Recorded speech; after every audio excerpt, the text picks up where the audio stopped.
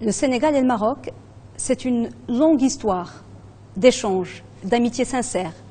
Les liens entre les deux pays sont ancestraux, empreints même d'une certaine sacralité. L'histoire, la religion, les liens de sang, les valeurs, les intérêts et le destin commun, et une convergence de points de vue à toute épreuve, bref, tous les ingrédients d'une alliance solide, politique, économique et diplomatique. Mesdames, Messieurs, bonsoir.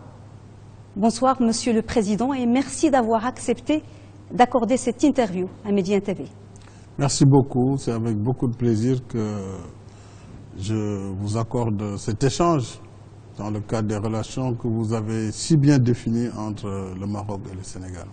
Alors, Monsieur le Président, certains n'hésitent pas à parler de l'exception sénégalo-marocaine. Qu'est-ce qui fait la particularité de ces relations et l'inaltérabilité de ces relations à travers le temps?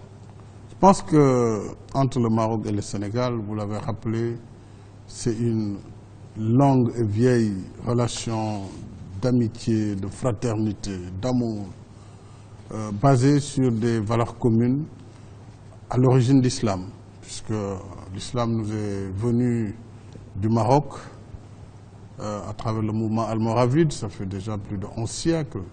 Et au cours de ces siècles, plus de 1100 années d'histoire, beaucoup de liens se sont tissés, bien entendu, au plan du brassage biologique, culturel, idéologique. Et cela a par la suite forgé les relations diplomatiques à l'aube de nos indépendances. Et quels que soient les régimes politiques au Sénégal, et nous avons toujours eu la même force dans la relation avec le Maroc. Et ça donc, ça transcende les chefs d'État qui passent, puisqu'il s'agit en réalité de donner une signification aux relations entre les deux peuples. Les souverains marocains respectifs également ont gardé et ont su entretenir la même flamme, ce qui fait qu'entre nos deux pays, bien entendu, il y a quelque chose de spécifique. Quelque chose qu'on ne peut pas définir comme ça, mais c'est un feeling qui est ambiant et qui fait que, véritablement, les gens ils se considèrent comme des frères et sœurs. Et, bien entendu, les relations diplomatiques viennent pour donner du contenu, pour essayer d'être à la hauteur des relations entre les deux peuples. Voilà ce que nous essayons à notre tour de perpétuer. Justement, Monsieur le Président, vous parlez de diplomatie. Le Sénégal, c'est l'ami, l'allié du Maroc. Il l'a encore prouvé en réitérant sa position intangible, irrévocable sur la marocanité du Sahara à l'occasion de la prorogation de la mission de la MINURSO par le Conseil de sécurité de l'ONU. Comment voyez-vous, Monsieur le Président, la résolution définitive de ce dossier et comment le Sénégal peut-il y contribuer? Vous savez, nous avons une position qui est connue du monde entier, de nos partenaires, y compris de ceux qui sont de l'autre côté. Nous avons pris une part par un vote positif au Conseil de sécurité sur la mission de la MINURSO. Et aujourd'hui, je crois que ça a été une victoire diplomatique pour le Maroc. Il faut s'en réjouir. Mais il faut continuer à rechercher les solutions. Et surtout, en ce qui concerne la position du Sénégal par rapport au Maroc, sur les convergences à bâtir, nous sommes en train de le faire au plus haut niveau. Et ce n'est pas par ces moyens, évidemment, que nous allons développer ce qui se fait et ce qui est en train de se faire. Ce que je peux dire, c'est que nous avons une position que nous assumons, qui est une position historique du Sénégal et que nous allons continuer à poursuivre. Monsieur le Président, dans son discours à l'occasion du Conseil de coopération du Golfe, Sa Majesté Mohamed VI a tiré la sonnette d'alarme. Il a parlé de tentatives de partition des États. Je cite, il a parlé de tentatives visant à susciter la discorde et à créer un nouveau désordre n'épargnant aucun pays. Fin de citation. Qu'en pensez-vous, Monsieur le Président? À la lumière de l'histoire, on lui donnera raison sur le fait que, déjà dans l'histoire récente de l'Afrique, la partition du Soudan est là devant nous. Il y a eu l'Érythrée également, et l'Éthiopie. Ça a été une deuxième opération de partition. Aujourd'hui, nous nous battons et nous sommes très préoccupés par la situation au Nord Mali, parce que si ça continue, on risquerait d'arriver à cela. Bien entendu, ces opérations peuvent être poursuivies dans la plupart des pays. Alors, je comprends la position de Sa Majesté et nous avons déjà nous-mêmes tiré la sonnette d'alarme sur la nécessité d'arrêter cette politique qui consiste à dire dès qu'il y a un conflit, bon, on coupe. Cela n'est pas une solution viable, on l'a bien vu dans ce qui s'est déjà passé. L'Afrique a hérité de frontières coloniales. Le premier principe de l'OUA a été de maintenir les frontières telles qu'elles étaient, sinon c'était un quiproquo indescriptible. Donc il ne faut pas qu'on s'amuse à repartitionner l'Afrique après le congrès de Berlin. Je pense qu'aujourd'hui, l'heure est à la réunification, l'heure est aux grands ensembles. Il faudrait tout faire pour éviter cette partition et nous pensons que nous devons rester vigilants en effet pour refuser toute idée de partition de notre territoire. Et tous les pays sont menacés en effet, parce que dans chaque pays vous pourrez trouver un particularisme et dans tous les pays du monde, y compris dans les pays européens et autres, il y a des particularismes qu'on pourrait pousser vers une atomisation, ce qui ne serait pas vraiment tout à fait acceptable. Justement, Monsieur le Président, ce qu'ils ont en commun, le Sénégal et le Maroc, c'est cette stabilité. Pour vous paraphraser, Monsieur le Président, vous avez parlé d'îlot de stabilité. Absolument. Dans une zone de troubles, proie aux troubles, à la montée de mouvements extrémistes, terroristes. Quelle coopération justement en matière sécuritaire entre le Maroc et le Sénégal pour contrer cette menace réelle? Cette menace terroriste, elle est présente dans tous les pays du monde, avec des amplitudes différentes. Par la grâce de Dieu, que ce soit le Maroc ou le Sénégal, nous avons, par la grâce de Dieu et par les efforts des États, pu, en tout cas, jusque-là, contenir cette menace. Elle est diffuse aujourd'hui parce qu'elle n'est plus une manifestation de forces hostiles qui viennent et qu'on peut combattre directement, mais elle est dans nos sociétés, elle est dans nos populations. Et donc, c'est ce qui rend la chose asymétrique et qui rend la lutte tout à fait différente et difficile, pardon, alors que nos forces de défense et de sécurité n'étaient pas forcément adaptées à cette menace, à ce type de menace. Aujourd'hui, par l'intelligence, les renseignements, mais aussi par les forces spéciales qui sont développées dans chacun de nos pays, nous arrivons plus ou moins à contenir la menace. Mais elle est présente. Le Maroc, je pense, a quand même une expérience assez éprouvée dans le cadre du démantèlement de réseaux dormants, parce qu'il s'agit surtout d'anticiper sur la menace, et aussi dans son organisation pourra contribuer, et contribue déjà avec le Sénégal, à développer une coopération tout à fait bénéfique pour les deux parties. Et nous avons cette coopération déjà au niveau des services, et il faut poursuivre cela. Et nous le faisons déjà à tous les niveaux avec le Maroc. Donc il s'agit simplement de poursuivre cette lutte et ce combat contre le terrorisme qui, de toutes les façons, ne fera qu'affaiblir nos États. Et donc il faudra faire face pour défendre et protéger les populations. Dans cette conjoncture, Monsieur le Président, au moment où l'islam est jeté en pâture, objet de tous les amalgames, la lutte contre les discours extrémistes, l'amalgame passe aussi par la promotion du vrai visage de l'islam, du vrai islam, celui de la tolérance, de la paix, de la modération. Au Maroc, il y a eu le lancement il y a quelque temps de la fondation des oulémas africains. Que pensez-vous de ce genre d'initiative et qu'est-ce qui est fait au niveau du Sénégal? Alors je salue d'abord la création de cette fondation des oulémas africains, puisque nous avons besoin d'un discours religieux pour contrer cette propagande djihadiste qui a une tendance à embrigader et même à laver le cerveau de gens qui ne maîtrisent pas tout à fait les préceptes de l'islam. L'islam sunnite que nous avons, soufis, est un islam de paix et de tolérance. Cet islam-là est notre choix. Et ce choix, nous devons le protéger. contre toute agression extérieure. Alors, la première lutte contre le djihadisme sera certainement une lutte théologique pour donner une réponse appropriée. Et pour cela, il faut que les sachants puissent prendre la parole et expliquer les contenus des préceptes de l'islam.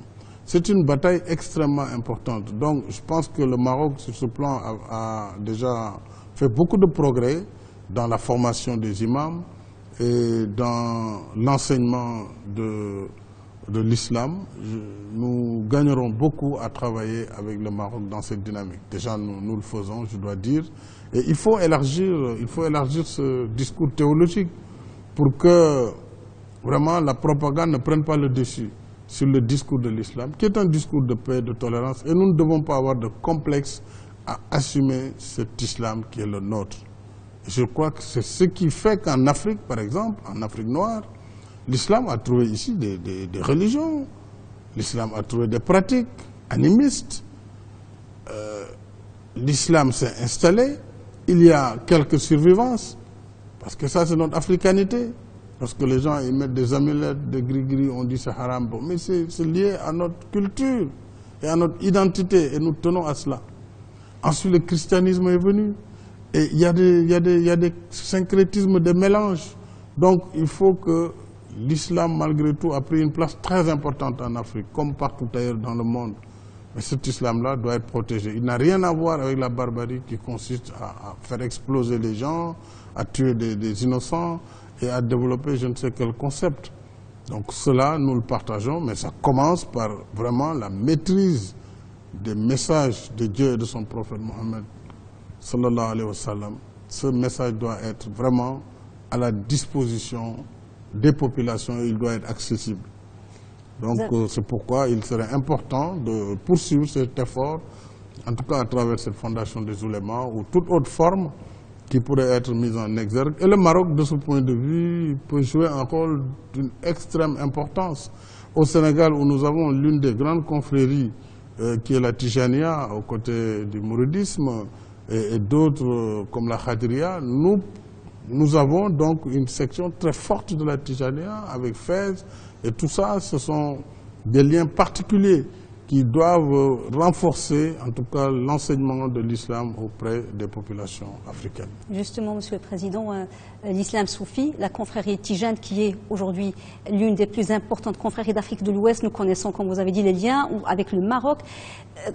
Comment on peut se baser encore plus et s'appuyer plus sur ces liens spirituels qui existent déjà pour plus de coopération et pour vraiment vulgariser cet islam tolérant? Comment on peut encore tirer profit de cet héritage fort, en fait? Oui, c'est déjà dans les échanges de relations. Vous savez, il y a beaucoup de mouvements entre Fès et certaines capitaines tijanes de l'Afrique de l'Ouest.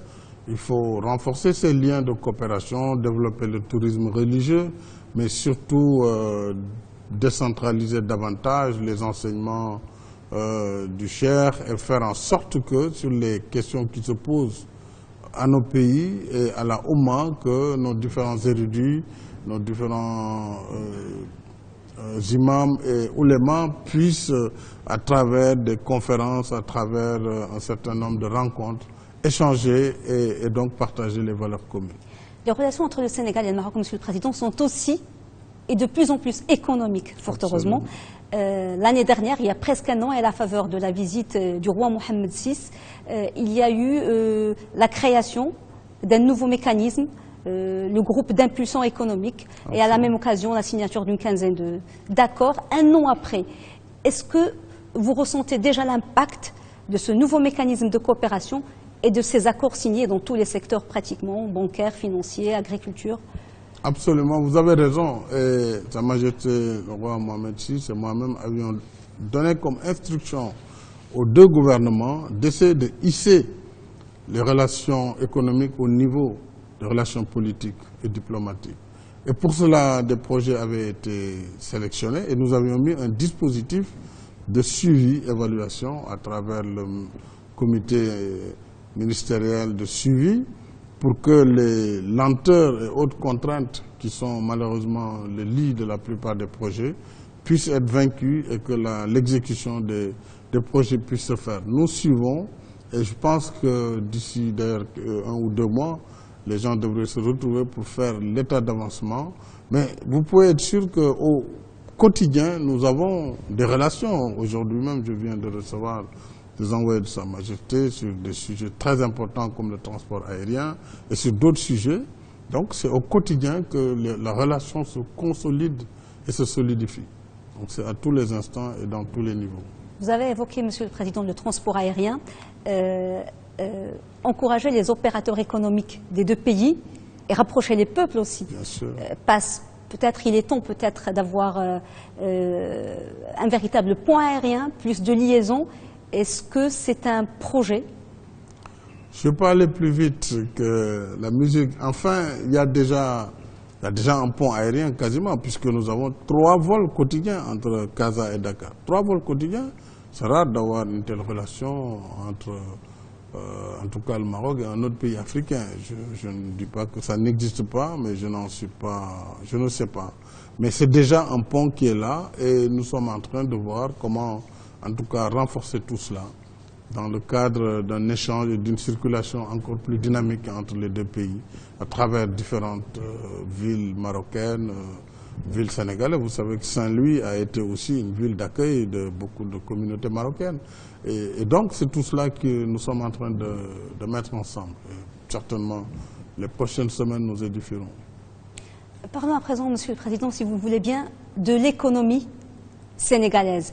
À votre arrivée au pouvoir, il y a 4 ans, vous avez lancé, Monsieur le Président, un ambitieux plan d'essor économique, un grand chantier, Sénégal Émergence. Où en est ce grand chantier aujourd'hui? Oui, le plan Sénégal émergent a été lancé précisément le 24 février 2014. Il a une grande ambition, c'est de mettre le Sénégal sur la rampe de l'émergence, avec 3 axes majeurs. La modernisation et la restructuration de notre système de production économique, qui est l'axe premier, c'est-à-dire la réforme du système de production, qu'il s'agisse de notre agriculture, de notre élevage, de tous les secteurs productifs qui contribuent à la création de la richesse. Nous avions vu qu'il fallait véritablement faire des changements et augmenter par ce fait la croissance économique. Et nos objectifs étaient de 7% de croissance par an sur une décennie au moins. Et nous sommes aujourd'hui à 6,5%, 2 ans après le lancement du plan Sénégal émergent. Je dois dire que lorsque je suis arrivé, nous étions à 1,7% de croissance.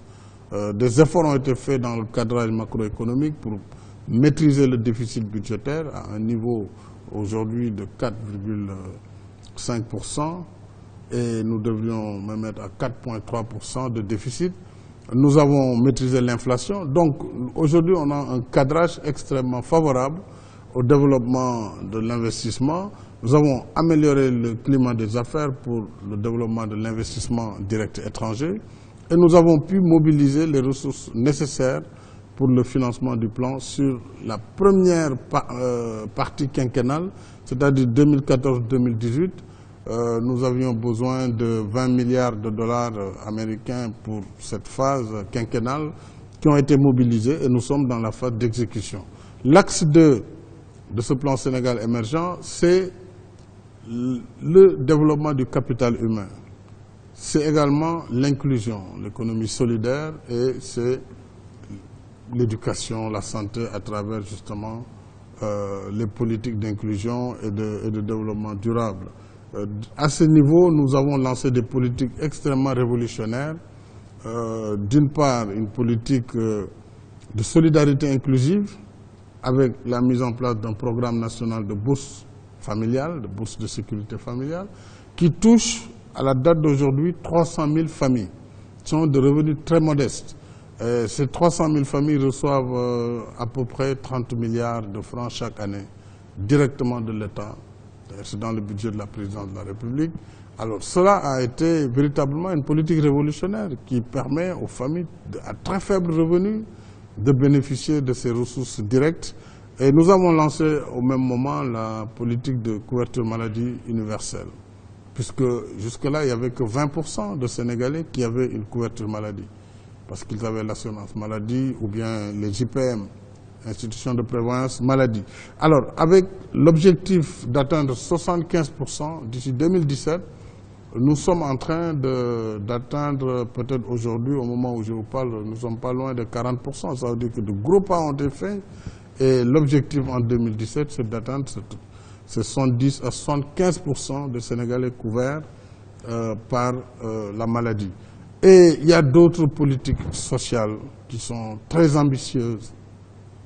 Nous faisons beaucoup d'efforts dans l'éducation et la formation, dans l'enseignement supérieur et la recherche.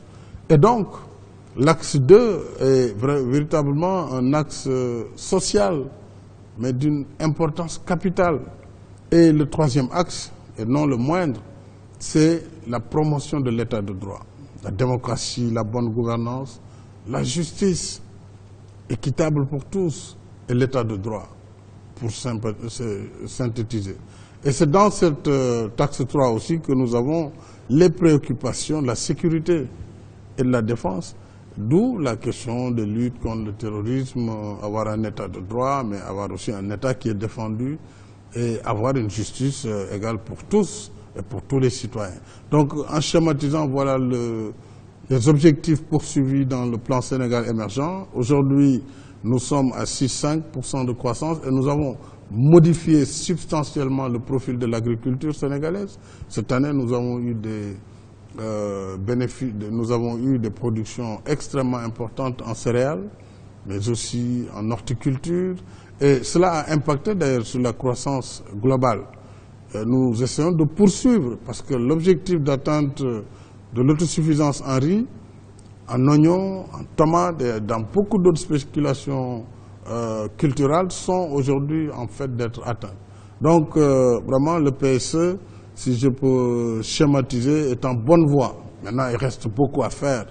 Il y a les réformes aussi à mener puisque il n'y a pas que les projets, il y a les réformes. Nous devons être plus productifs dans l'administration. Nous devons réduire, disons, le poids mort de l'action de l'État. Donc, être plus allégé dans le fonctionnement de l'État et plus efficient. Et il y a d'autres réformes sur la gouvernance, sur l'intégrité. Nous avons mis en place des dispositifs pour lutter contre la corruption de façon farouche. Il y a l'OFNAC qui a des pouvoirs étendus et qui ne dépend pas de l'avis de l'État, enfin du président de la République ou du gouvernement, mais qui travaille de façon libre. Et tout cela participe à créer, en tout cas, la convergence de facteurs qui doivent faire la promotion de l'état de droit. C'est nécessaire pour l'émergence économique. Pour conclure cet entretien, Monsieur le Président, nous allons reparler des relations sénégalo-marocaines, mais cette fois-ci de l'avenir. Les relations politiques entre les peuples sont excellentes, absolument, mais la coopération économique et les échanges commerciaux ne sont pas encore à ce même niveau d'excellence. Oui. Comment y remédier? Vous savez, il faut rester quand même optimiste et savoir que nous avons un niveau d'échange assez correct. Mais pour booster ces échanges, je crois que le désenclavement par la route va beaucoup aider au renforcement des échanges. Et ça, nous avions une barrière, c'était le fleuve Sénégal. Avec la Mauritanie, le Sénégal travaille pour la mise en place d'un pont, le pont de Rosso. Si nous avons le pont, ça veut dire que la liaison Dakar, Casa ou Rabat, en passant par Marrakech et toutes ces villes, va se faire à temps plein. Même la relation avec l'Europe. C'est un projet à l'étude, Monsieur le Président? Non, ce projet est ficelé. Il est fini, il est ficelé. Les financements sont bouclés. Il s'agit juste de terminer les procédures de sélection des opérateurs pour la construction du pont. Je pense que cela va aider à booster la coopération et les échanges commerciaux. Vous avez aussi peut-être l'échange d'énergie à terme, ça c'est en perspective. Nous avons un réseau qui est presque interconnecté, puisque vous êtes jusqu'à Dakhla. Nous sommes interconnectés à la Mauritanie. Vous voyez donc qu'il sera possible très bientôt Et avec les développements spectaculaires de l'énergie solaire au Maroc et de tout ce qui peut arriver, nous pouvons faire aussi des échanges énergétiques. Et nous avons déjà l'échange sur les produits de l'horticulture, de l'arboriculture marocaine qui alimentent nos marchés. Je pense qu'il y a une perspective, il y a des domaines de télécom et d'autres domaines sur lesquels certainement nous pourrons travailler très prochainement pour des rapprochements et davantage d'échanges dans les deux parties. Monsieur le Président, c'était un plaisir de s'entretenir avec vous. Merci. Mesdames, Messieurs, merci de nous avoir suivis. Bonsoir.